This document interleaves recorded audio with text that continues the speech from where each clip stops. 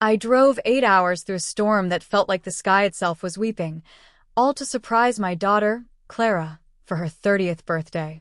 The rain lashed against my windscreen with such ferocity that at times the world beyond was nothing but a gray, churning watercolor, and the wind howled a mournful song that seemed to echo the disquiet in my own heart. But the surprise, as it turned out, was entirely mine, and it wasn't the joyful, heartwarming kind I had spent weeks, months even, meticulously planning. What I walked into that night left me not just speechless, but as though the very foundations of my world had crumbled into dust beneath my feet, leaving me adrift in a sea of unimaginable pain. If this story resonates with you, or if you've ever felt the sting of betrayal from those you hold dearest, tell me where in the world you are watching from in the comments below. And please, don't forget to subscribe to the channel for more stories like this one. Stick around till the end, because this journey is one of profound transformation. My name is Eleanor Vance, and I was 62 years old then, a widow for 5 long years. My late husband, David, and I had poured every ounce of our love, our resources, our very beings into our only child, Clara. She was the sun around which our universe revolved, the repository of all our hopes and dreams. After David's sudden passing from a heart attack that stole him from me far too soon, my focus on Clara intensified, if that were even possible. I made it my solemn mission to ensure she lacked for nothing, that her path through life was as smooth and untroubled as I could possibly make it. Her university education, a hefty sum that had us tightening our belts for years, was paid in full. The down payment on her first chic little apartment in the city, I provided that, drawing from the modest insurance payout David had left. When she decided to launch her online boutique, a venture filled with pretty, expensive trinkets that seemed more whim than business, I supported her with encouraging words and, more concretely, with capital I could ill afford to lose. The sacrifices had become so ingrained in the fabric of my existence that I barely register them as such anymore.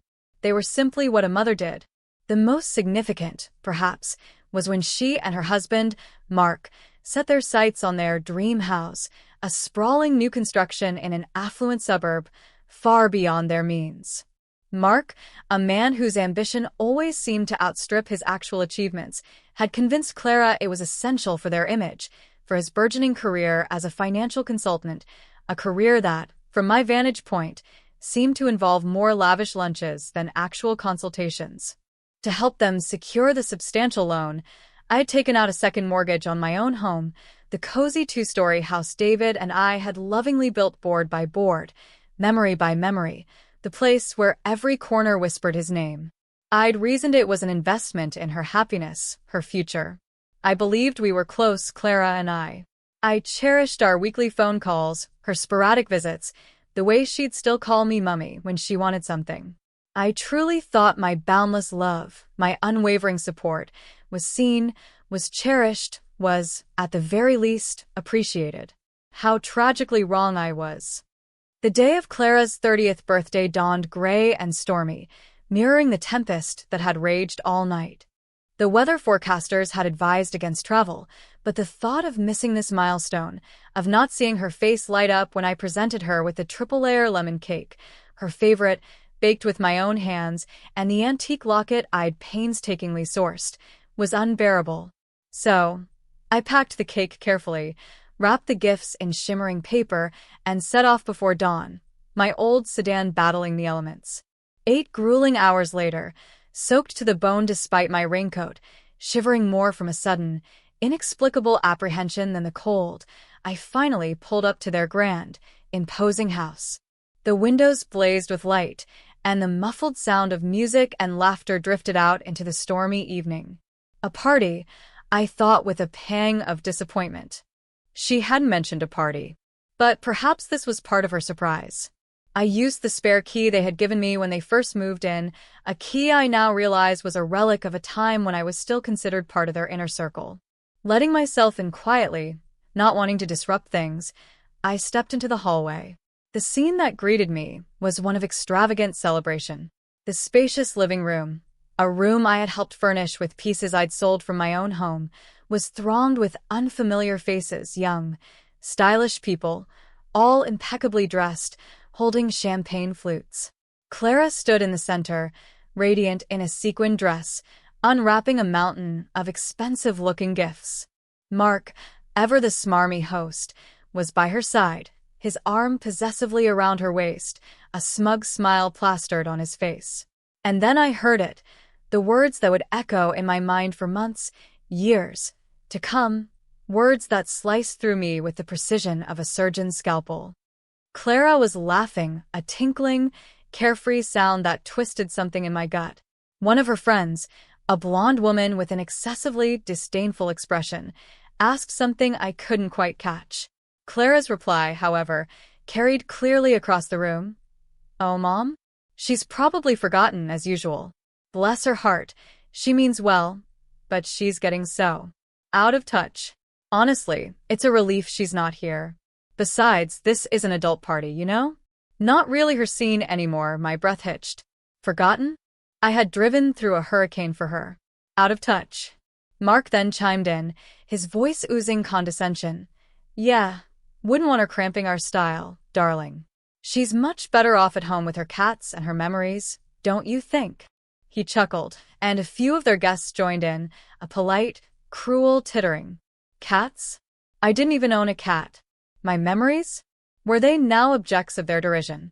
The carefully baked lemon cake, the symbol of my love and effort, suddenly felt impossibly heavy in my trembling hands. It slipped from my numb fingers, crashing onto their pristine, polished hardwood floor with a sickening thud. The rich yellow sponge and creamy frosting splattered in a messy, tragic arc. The music seemed to falter. The laughter died. All eyes, dozens of them, turned towards me, standing in the doorway like a sodden, unwelcome ghost. Clara's face, when she saw me, registered a flicker of shock, quickly replaced by an almost imperceptible wave of annoyance, not concern, not love, not even pity. Mark looked incandescent with fury, his face darkening.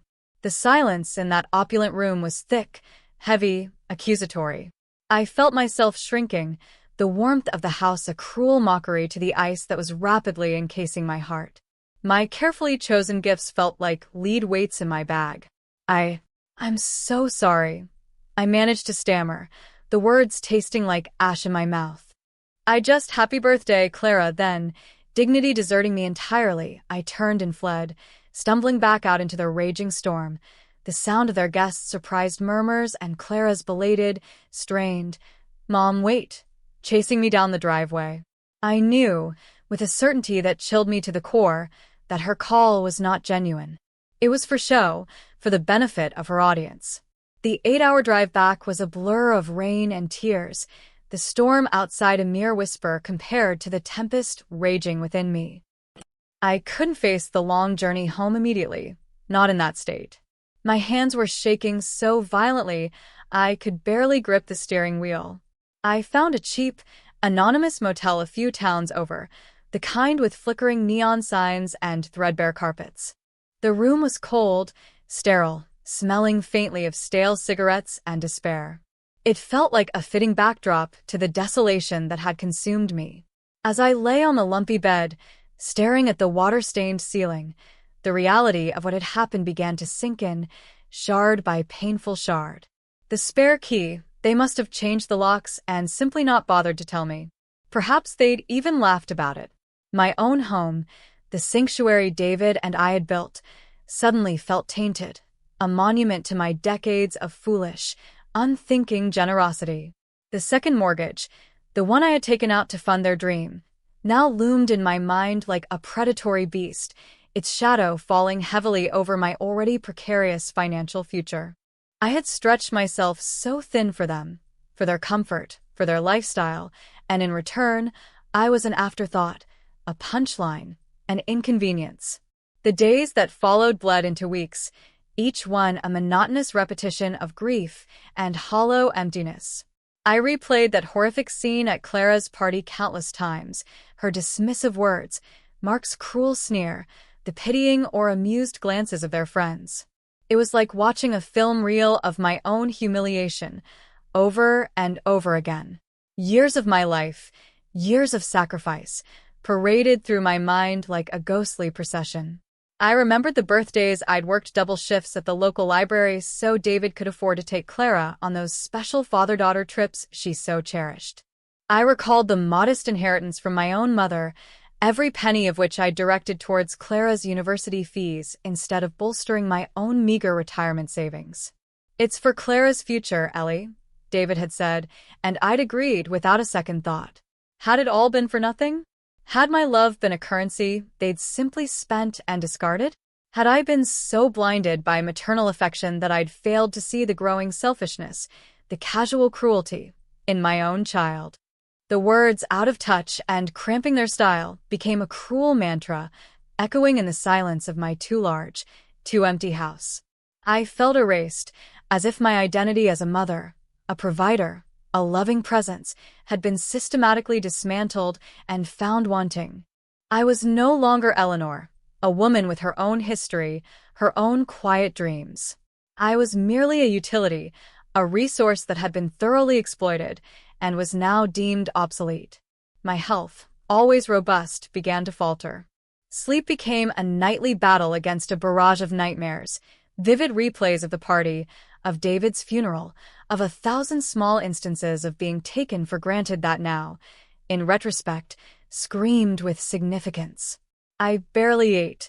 Food tasted like cardboard, and the effort of preparing it seemed monumental. The world outside my windows seemed to have faded to shades of gray. A few days after the disastrous birthday party, Clara finally called. Her voice, when I reluctantly answered, was superficially apologetic, tinged with an impatience that belied any genuine remorse. She blamed the surprise element of my visit, the misunderstanding. "Mom, you really should have called first," she'd said, her tone implying that I was the one at fault. "We had plans, big plans, and you just, well, it was awkward for everyone. There was no acknowledgement of her hurtful words, no apology for the public humiliation. Mark, predictably, didn't call at all." I tried, hesitantly, to explain the depth of my pain, to articulate how their words had made me feel. "Clara, when I heard you say that I was out of touch." But she cut me off, her voice sharpening with defensiveness. "Oh, Mom, you're being overly sensitive as usual. It was just a party. People say silly things. You can't take everything so seriously, overly sensitive." The classic dismissal. The conversation ended shortly after, leaving me feeling even more invalidated, more alone than before. After that, I stopped answering her calls. What was the point? Each interaction was just another layer of salt rubbed into an open wound. Weeks later, the final, brutal blow arrived, not with a bang, but with the cold, impersonal click of an email notification. It was from Mark, with Clara conspicuously CC'd. The subject line read, "Regarding the mess and future arrangements, my blood ran cold." The email itself was a masterpiece of passive aggression. It began with a curt, almost accusatory reference to the unfortunate incident with the cake and the significant mess it had caused on their expensive Peruvian walnut flooring. He then smoothly transitioned into a thinly veiled inquiry about when I would be making the next payment towards the portion of their second mortgage that I had informally, verbally, agreed to help them cover from my dwindling savings. He even had the audacity to imply that I might be forgetful in my advancing years and that a formal reminder might be helpful for all parties. I stared at the screen, the words blurring before my eyes. This was it. This was the sum total of my worth to them. A clumsy old woman who made messes and, more importantly, an occasionally forgetful but ultimately reliable source of funds. They didn't see a grieving mother who had driven through a storm out of love. They saw a nuisance and an ATM. The shame that washed over me was suffocating, a physical weight pressing down on my chest. The loneliness, the profound sense of being utterly worthless, was overwhelming. I closed the laptop, walked over to David's old, worn leather armchair, my one remaining comfort, and sank into it. The house was deathly silent, the silence of a tomb. And for the first time, a terrifying thought took root. Maybe they were right. Maybe I was just an old, irrelevant, out-of-touch woman, good for nothing but a monthly check and eventually an inheritance. That moment, sitting alone in the dimming afternoon light, was my rock bottom. I felt the last vestiges of my spirit begin to flicker and fade.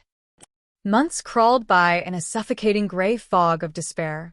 I moved through my days like an automaton, performing the basic tasks of survival without any real engagement, any spark of life. My home, once a source of comfort, now felt like a mausoleum, each object a painful reminder of a life and a love that had seemingly been a lie. I began to consider selling it, downsizing, disappearing somewhere anonymous. The second mortgage payments were a constant drain, a bitter reminder of my folly. One dreary afternoon, driven by a desperate need to do something, anything, to break the monotony of my grief, I decided to clear out David's old roll-top desk. It was a beautiful piece, antique mahogany, but it was too large for my needs, and the thought of selling it, of converting it into much-needed cash, had been circling in my mind. As I pulled out dusty old files and bundles of his meticulously organized receipts, my fingers brushed against a small, almost invisible catch on the underside of a drawer. Curiosity, a long-dormant emotion, stirred faintly. I pressed it. With a soft click, a hidden compartment, no larger than a shoebox, sprang open. Inside, nestled on a bed of faded velvet, was a small, old-fashioned financial ledger, its cover worn smooth with time. Beside it lay a slim manila folder containing a handful of official-looking documents, and on top of everything, a letter, addressed simply to my dearest Ellie, in David's strong, familiar handwriting. My heart lurched. With trembling fingers, I picked up the letter. It was dated shortly after Clara had moved into her first apartment, years before Mark had even entered the picture. David, my pragmatic, far-sighted David, had written, "My Ellie, I'm putting this away for you, just in case. A little something tucked away for a rainy day that I hope never comes. But if it does, if you ever find yourself truly needing it, this is for you." My eyes filled with tears as I read on. He explained, with his characteristic quiet care, that he had never fully trusted Clara's impulsive spending habits, even back then, nor the flashy, get-rich-quick schemes that occasionally caught her attention. Years ago, long before his illness, he had secretly opened a separate investment account, making small, regular contributions from his own modest income, a little nest egg he'd never told me about, our little secret, he called it. It wasn't a king's ransom, he wrote, but it had grown steadily over the decades and by now should be a significant sum. But there was more, something that made me gasp. The documents in the folder meticulously detailed that the substantial sum I had given Clara for the down payment on her first apartment, money I had always considered a gift, a mother's joyful contribution to her daughter's independence, had, in fact, been structured by David as a formal, interest-bearing loan. There it was, in black and white, a promissory note, drafted by a lawyer, bearing Clara's youthful, confident signature. I had a vague recollection of signing something at the bank with David, a formality, he'd said. I trusted him implicitly with all financial matters. He was the careful one, the planner. He wrote in a letter that he'd told Clara at the time it was an official gift from both of us to avoid any arguments or hurt feelings, but the legal framework was there. "This is our safety net for you, Ellie," his letter concluded. "Should you ever be alone and find yourself in need, this ensures Clara has a responsibility to you, a responsibility she legally acknowledged, and as if that weren't enough, tucked at the very bottom of the folder was the deed to a small, undeveloped plot of land in a neighboring county, land David had bought as a young man, almost as a speculative fancy. He'd mentioned it once or twice, laughingly calling it his patch of wilderness, but I'd never given it a second thought.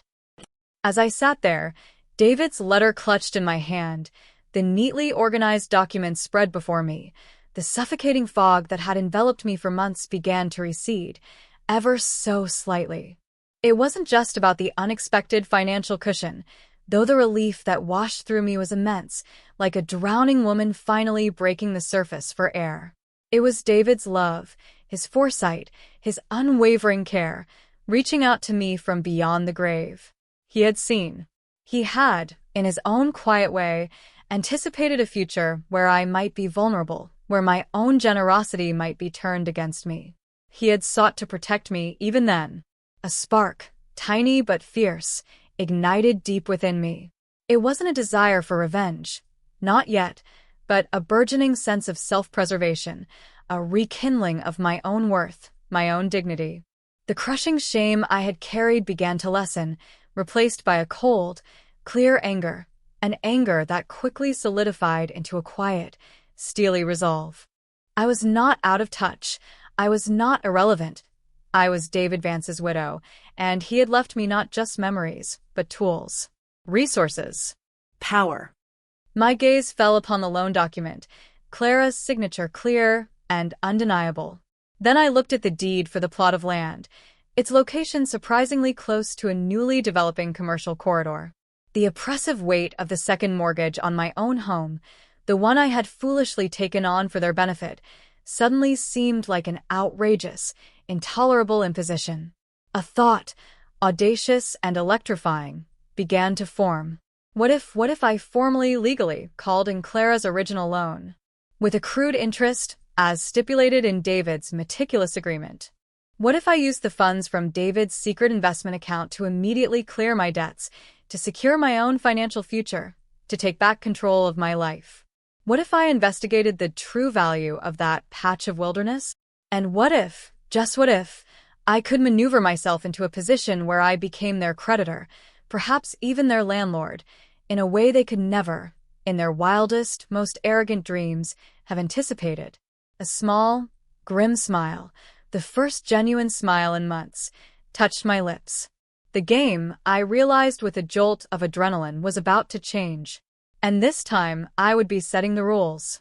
The first step on this new, uncharted path was to seek sound professional advice.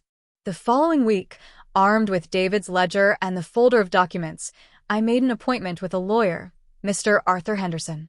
He was an old acquaintance of David's, a man known for his discretion, his sharp legal mind, and, as I was to discover, a surprisingly empathetic ear. He listened patiently as I recounted the whole sorry tale, from the birthday party debacle to Mark's insulting email, his expression growing steadily more thoughtful. He then examined David's documents with meticulous care, his eyebrows rising almost imperceptibly at the sight of the promissory note signed by Clara. "Well, Eleanor," he said finally, his voice calm and reassuring, "your late husband was a very astute man. This loan agreement is perfectly drafted, entirely legally binding. You are well within your rights to call it in." He also confirmed that the land deed was valid and advised me to get an immediate valuation. My next consultation was with a financial advisor, a formidable, no-nonsense woman named Sarah Jennings, recommended by Mr. Henderson. Sarah reviewed the details of David's investment account with an expert eye, her initial skepticism giving way to impressed approval. She outlined a clear strategy for how to best utilize these unexpected funds to secure my long-term financial stability. For the first time in what felt like an eternity, I felt a sense of agency, of control.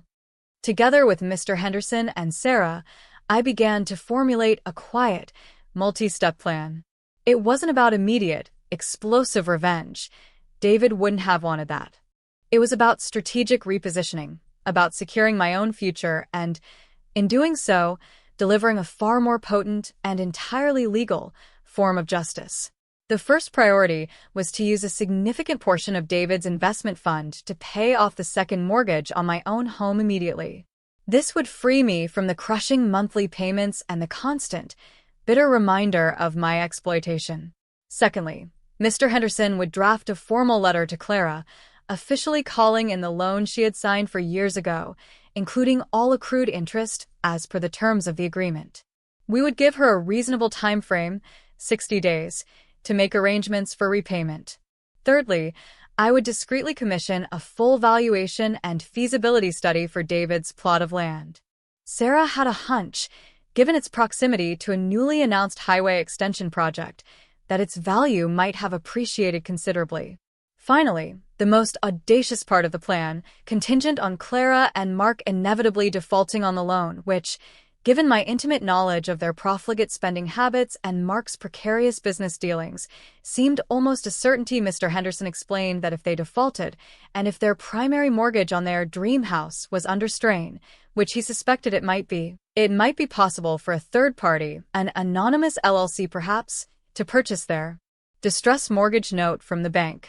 This was complex, he warned, but not impossible. The thought of holding the leash on their financial future, of potentially owning the very roof over their heads, was a dizzying, empowering prospect. In the weeks that followed, as these initial steps were set in motion, a profound personal transformation began to take place within me. The hesitant, heartbroken woman who had stumbled out of Clara's party, drenched in shame and rain, started to recede. In her place, someone new, someone stronger and more resolute, began to emerge. I started taking care of myself with a diligence I hadn't shown in years. I forced myself to eat regular, healthy meals. I began taking long walks, first around my garden, then further afield, feeling the strength return to my limbs, the clarity to my mind. I had my hair cut and styled, not in the severe, sensible way I'd worn it for decades, but in a softer, more contemporary fashion. I bought a few new outfits, simple, elegant pieces in muted colors that made me feel polished and self-assured. My voice, when I spoke to Mr. Henderson or Sarah, lost its tremulous, apologetic edge. It became firmer, more direct. I was no longer asking for help. I was giving instructions, making decisions. I felt David's quiet, steadfast strength bolstering mine, as if he were there, right beside me, guiding my hand. I was no longer just reacting to the blows life had dealt me. I was actively shaping my own destiny. The initial strategic actions unfolded with a quiet efficiency that was deeply satisfying. Mr. Henderson, true to his word, drafted and dispatched a formal, impeccably polite letter to Clara. It was delivered via registered mail, requiring her signature. The letter clearly stated the outstanding principal of the loan, calculated the accrued interest according to the terms David had set, and outlined the repayment options and the 60-day deadline. A certified copy of the original promissory note, with her signature prominently visible, was attached. Simultaneously, I authorized Sarah Jennings to discreetly engage a reputable land appraiser and a commercial property consultant. Their preliminary reports were astonishing. David's patch of wilderness, due to recent rezoning for commercial development and its strategic location near the new highway interchange, was now valued at a sum far exceeding my wildest expectations. It was quite literally a small gold mine. And then, the most liberating action of all, I walked into my bank and, using the funds from David's investment account, paid off the second mortgage on my home in full. The relief that washed over me as the teller stamped the final paperwork was immense, a physical sensation of chains falling away. That night, for the first time in many, many months, I slept soundly, deeply, without the torment of nightmares. The path ahead was still uncertain, but for the first time it felt like my path, and I was walking it with my head held high. The registered letter from Mr. Henderson landed in Clara and Mark's world with the impact of a small bomb. Less than 24 hours after its confirmed delivery, my phone rang. It was Clara, her voice not contrite or concerned, but high-pitched and hysterical. "Mom, what is this?" she shrieked, without even a perfunctory greeting. "This letter, this loan?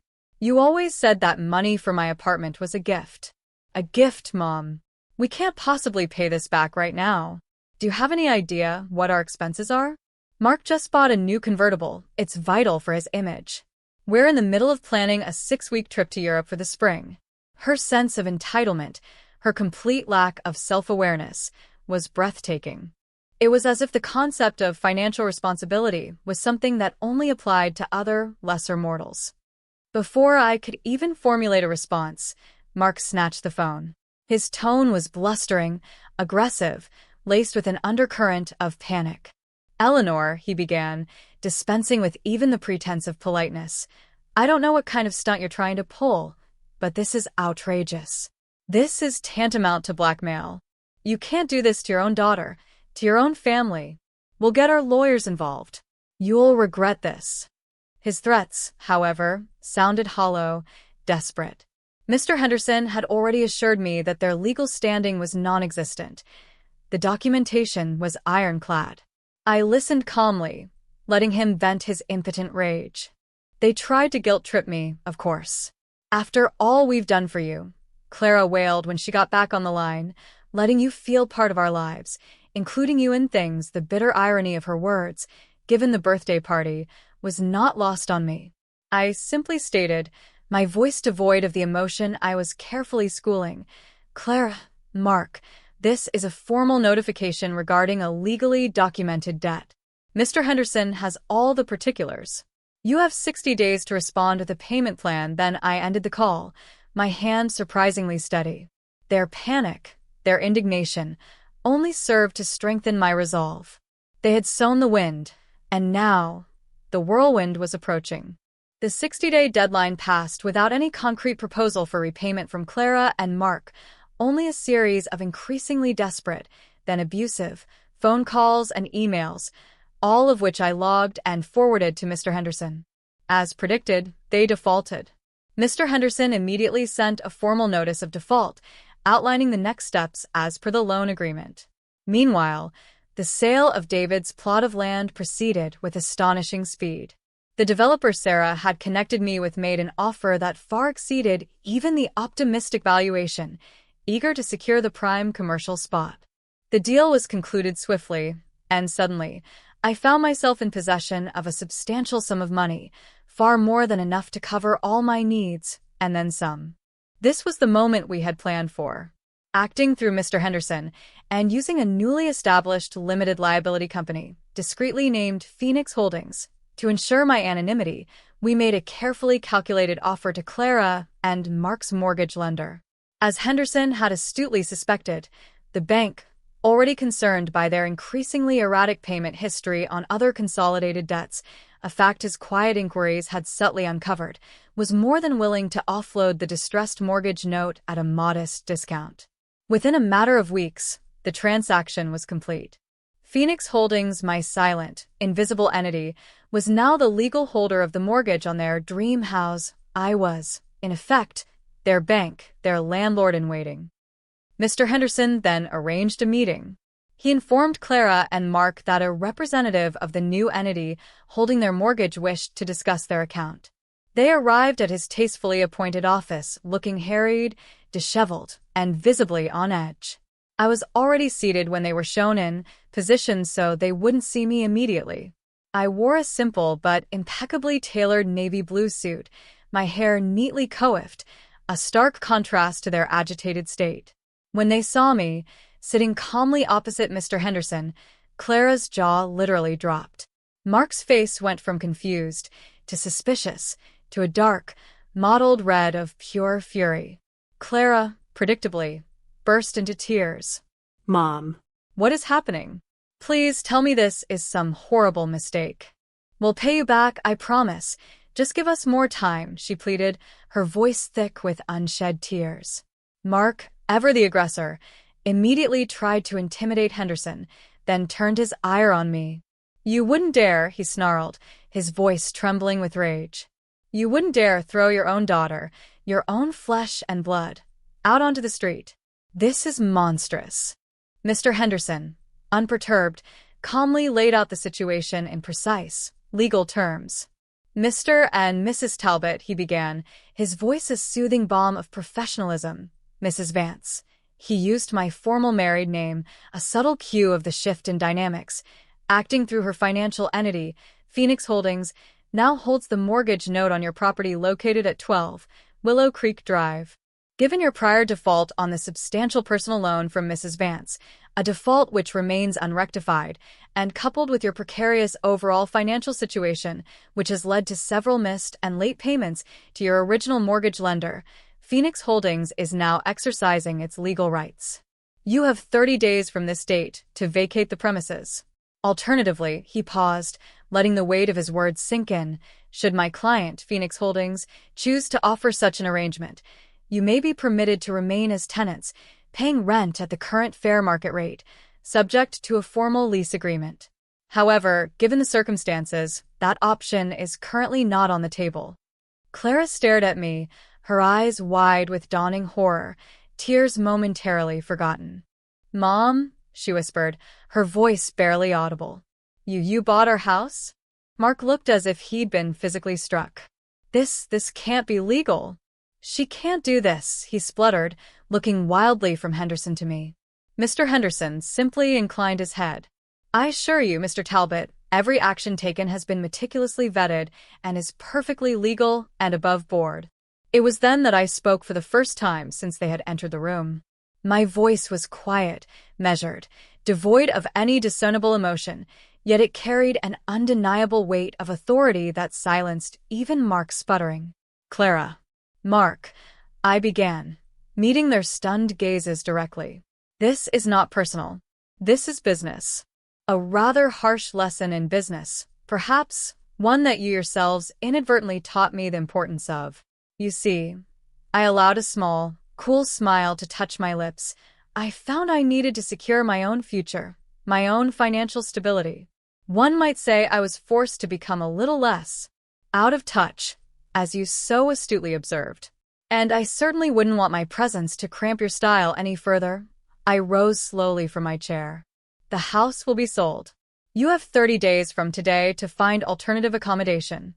Mr. Henderson has all the necessary paperwork for you to review and sign, acknowledging receipt of this notice." I paused at the door.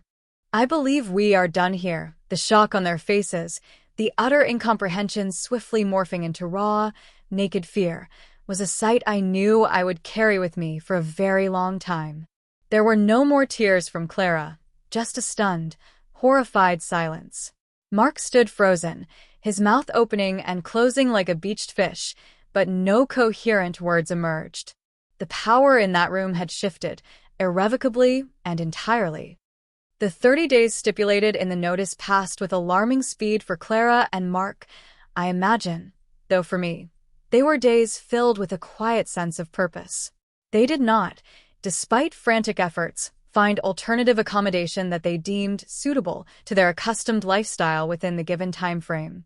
Perhaps they believed, until the very last moment, that I would relent, that my maternal instincts would override my resolve.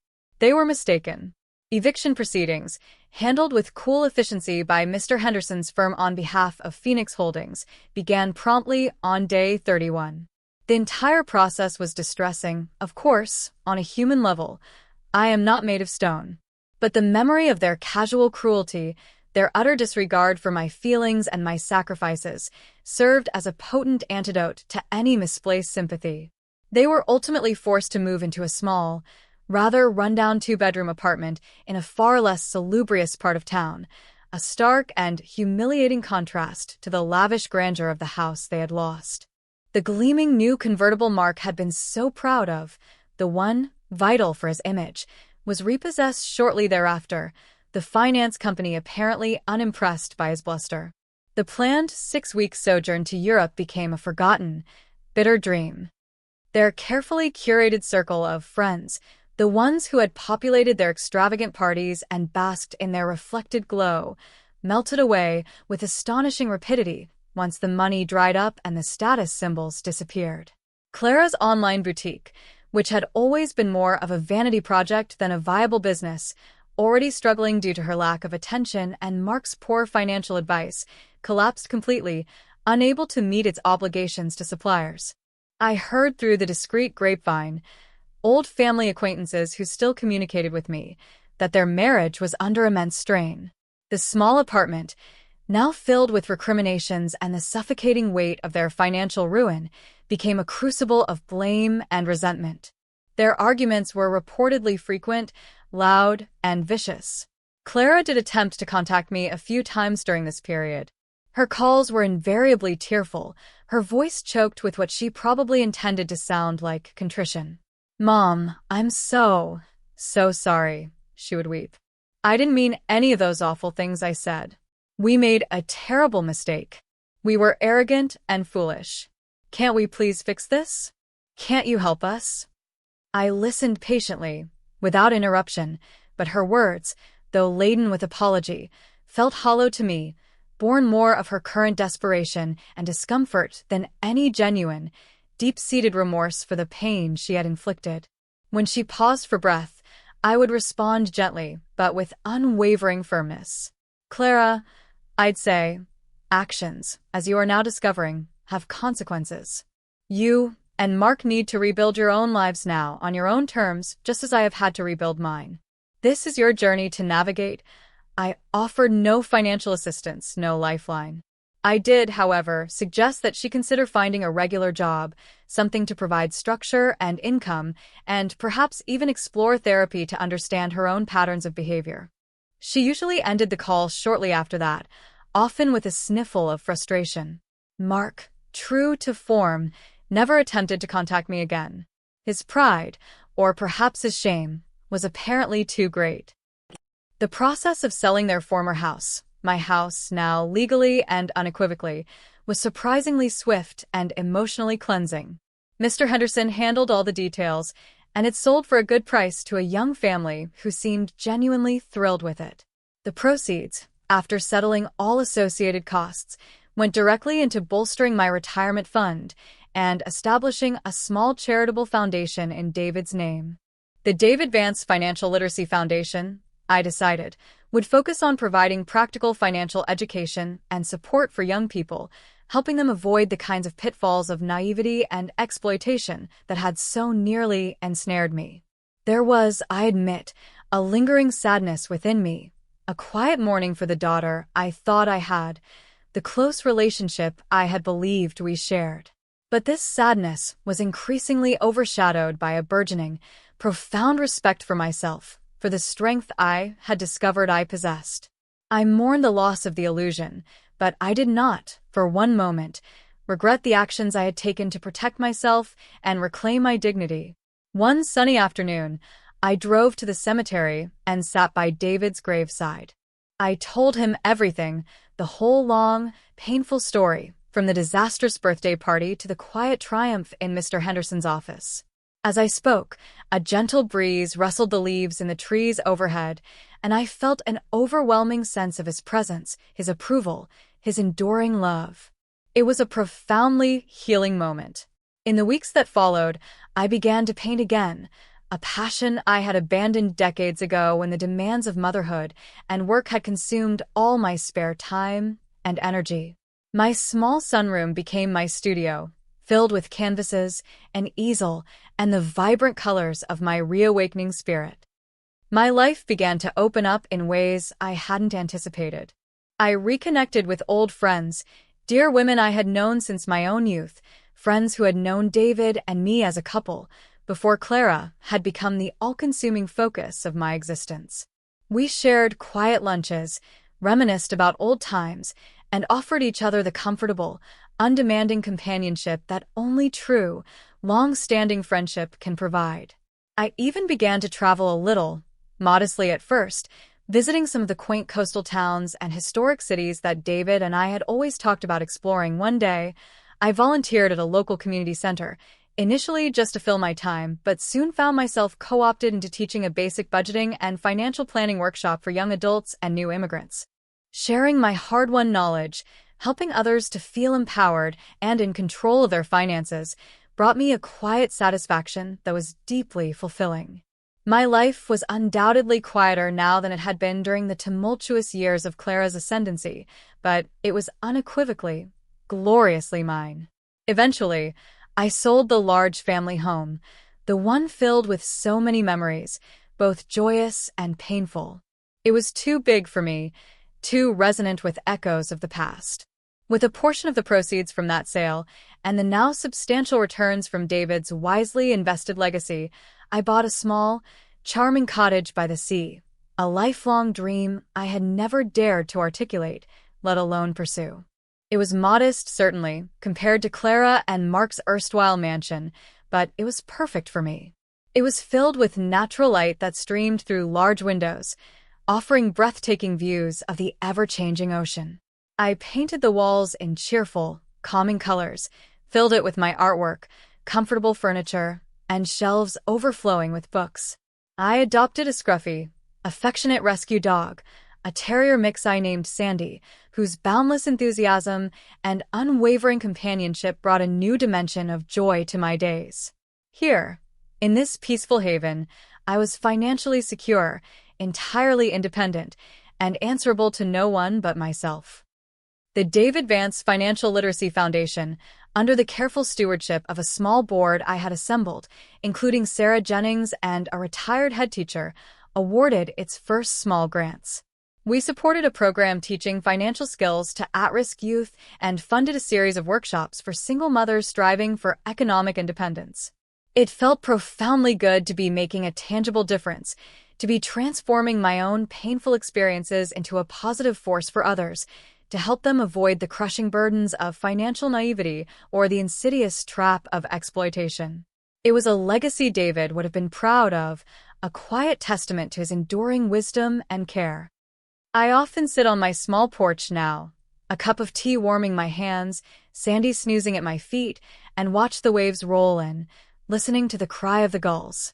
My thoughts frequently drift back to that ferocious storm I drove through on that fateful night, the night of Clara's 30th birthday. It was a tempest in every sense of the word, yes, a terrifying and destructive force. But like all storms, it eventually passed. And in its wake, it washed away the suffocating debris of illusions, of misplaced loyalties, of a lifetime spent diminishing myself for others. It forced me, kicking and screaming at first, to confront hard truths and to unearth a strength, a resilience I never knew I possessed. Betrayal, I have learned, is a bitter and cruel teacher, but its lessons, once absorbed, are potent and indelible. I learned that self-sacrifice, when untempered by self-respect, is not a virtue but a slow, insidious path to erasure. I learned that true love, genuine love, does not demand your diminishment, does not require you to become smaller so that others can feel bigger. And perhaps most importantly, I learned that it is never, ever too late to reclaim your life, to rediscover your voice, to assert your intrinsic, unassailable worth. I am no longer just Clara's mother, a supporting character in someone else's drama. I am Eleanor Vance. I am a painter, a philanthropist, a dog lover, a friend, a woman who has weathered the fiercest of storms and emerged, not unscathed, perhaps, but whole and stronger and profoundly, deeply at peace. My story is not over. In many ways, I feel as if it has only just truly begun. The horizon ahead is bright, and it is entirely my own. Thanks for listening to my story. Don't forget to subscribe to the channel for more content that I hope resonates with you. And please, feel free to share your own experiences or thoughts in the comments below. Your voice matters, and your story deserves to be heard.